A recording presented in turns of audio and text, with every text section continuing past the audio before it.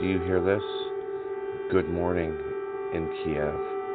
It's about 2:30 in the morning. Families are sleeping. Another air raid alert.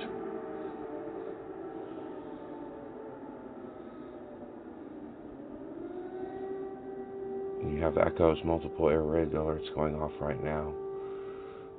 We're lucky that we have Patriots and Iris-T protecting the city. But this is the reality again. Can you hear that? Listen to this.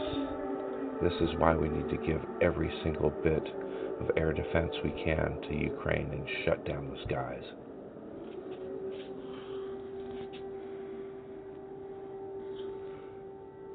Children are shaking when they hear this.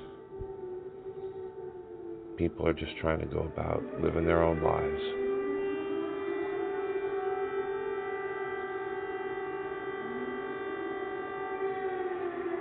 And here we go again.